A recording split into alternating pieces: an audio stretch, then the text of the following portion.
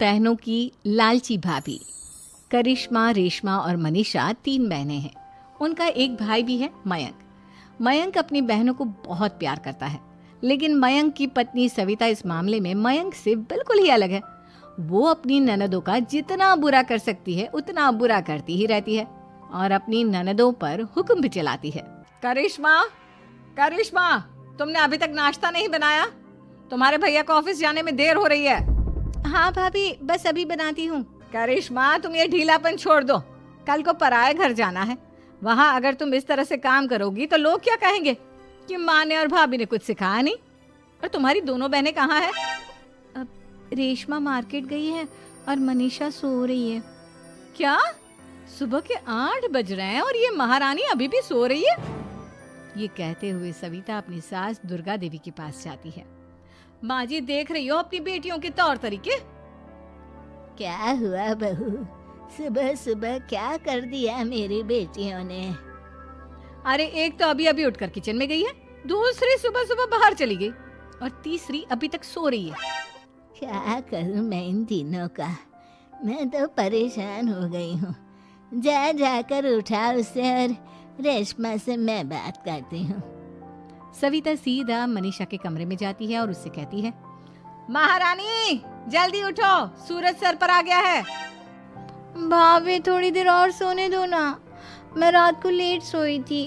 वो क्या ना, यूनिट टेस्ट चल रहे हैं। शराफत से उठती है या नहीं, या फिर पानी की भरी बाल्टी डालूं तेरे ऊपर? नहीं भाभी, मुझे बिस्तर में नहीं लाना, उठती हूँ मैं। मनीषा जल्दी से उठकर बाथरूम में चली जाती है। सभी आराम से बैठकर नाश्ता कर रहे होते कि तभी रेशमा बाजार से हाथ में सामान लिए आ जाती है।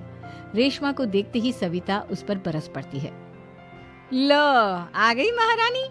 ऐसा भी क्या सामान लाना था जो सुबह आंख मलते ही बाजार की तरफ रवाना हो गई? भाभी, कल आप ही तो चीख रही थी कि घर का सारा सामान मुझे ही लाना पड़ता है, घर में किसी को भी किसी काम से कोई लेना देना नहीं है। अब मैं बाजार जाकर सामान ले आई तो आपको इस बात से भी तकलीफ हो रही है? देख रही हो माँ जी, अपनी बेटी की जुबान कैंची से भी तेज चलती है। और मयंक, आप तो कुछ कहेंगे नहीं अपनी लाडली बहन को। रेशमा, अपनी भाभी से ऐसे बात नहीं करते।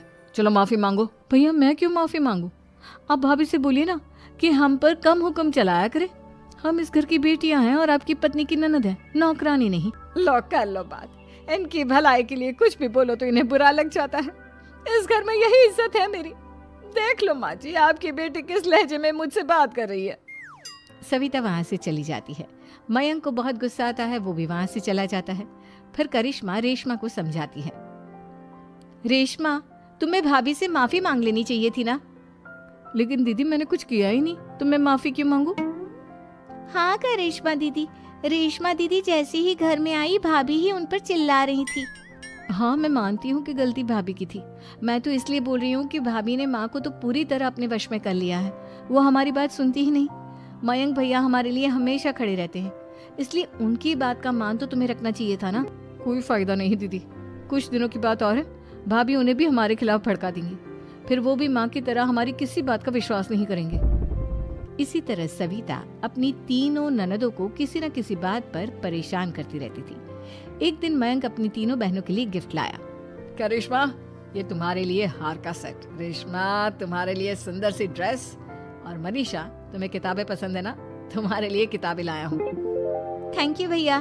थैंक यू भैया। थैंक यू भैया। करिश्मा, तुम्हारा नेकलेस कितना सुंदर है। ये भैया कहाँ से ले आए होंगे? मैंने भैया को 3 दिन पहले फोन पर ये डिजाइन दिखाया था और आज भैया ये ले आए। सविता तो अपनी ननदों के गिफ्ट्स देखकर जल गई और करिश्मा का नेकलेस तो उसे भी बहुत पसंद आया था।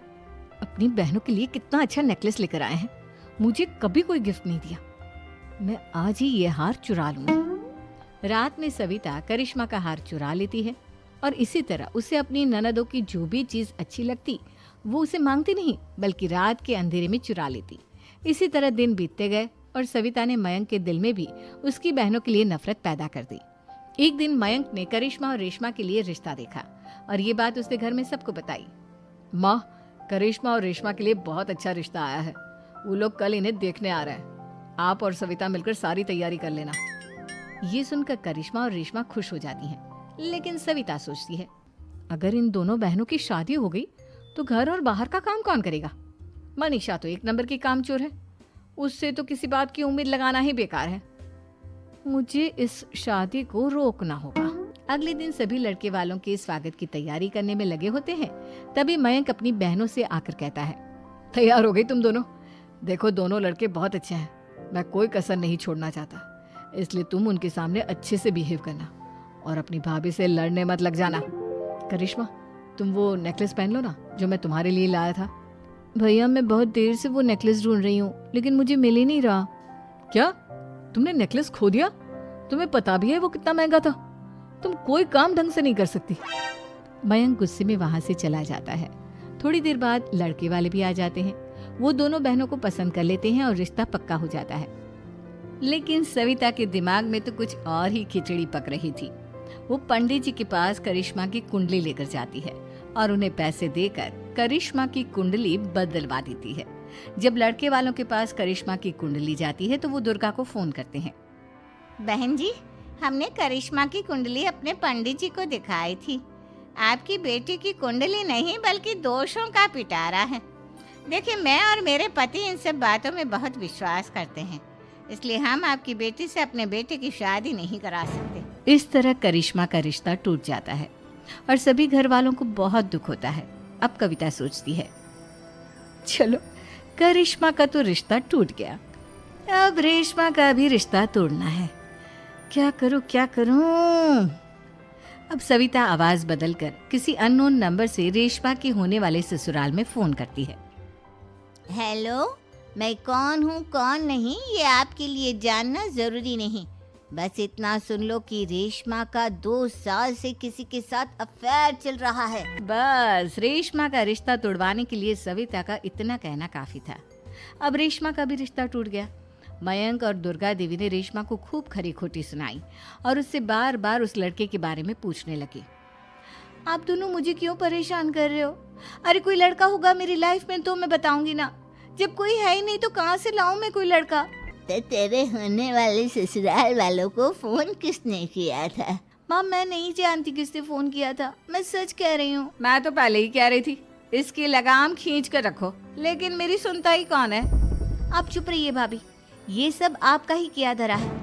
अब तीनों बहनों को विश्वास हो जाता है कि ये सब उनकी भाभी ही कर रही है। तीनों बहनें अपनी भाभी को सबक सिखाने के लिए एक वकील कर लेती है और घर में हिस्सा मांगना। देखो भैया, माँ बाप की जायदाद में जितना बेटों का हक होता है उतना ही बेटियों का, इसलिए इस घर के 4 हिस्से होंगे और हमें अपना हिस्सा चाहिए। मैंने तुम्हारे लिए क्या क्या नहीं किया और तुम इस घर में हिस्सा मांग रही हो? भैया, आप और माँ हम बहनों की कोई बात नहीं सुनते हो और भाभी हमारी शादी नहीं होने देगी क्योंकि उन्हें लगता है कि आप हमारी शादी में ज्यादा पैसा लगाओगे और उन्हें हम जैसी फ्री की नौकरानी कहाँ मिलेगी।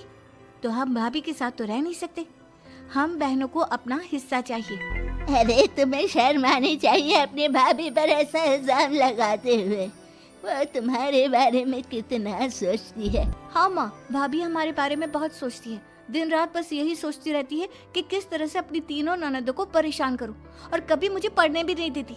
दोनों बहनों का रिश्ता भी तो इन्होंने ही तोड़वाया है और रात में हमारे कमरे में आकर हमारी चीजें भी चुराती हैं। इसी तरह सविता की तीनों ननदें अपनी बात पर अड़ी रही। अब कोर्ट में तारीख भी शुरू हो गई। जब सविता को लगा कि उसकी तीनों ननद इतनी आसानी से नहीं मानने वाली, तो उसने अपने पति और सास को सारी सच्चाई बता दी और अपनी तीनों ननद से माफी मांगी। मयंक और दुर्गा को भी अपनी गलती का एहसास हो गया। अब सविता खुद करिश्मा और रेशमा के लिए अच्छा रिश्ता ढूंढती है और उनकी शादी करवाती है।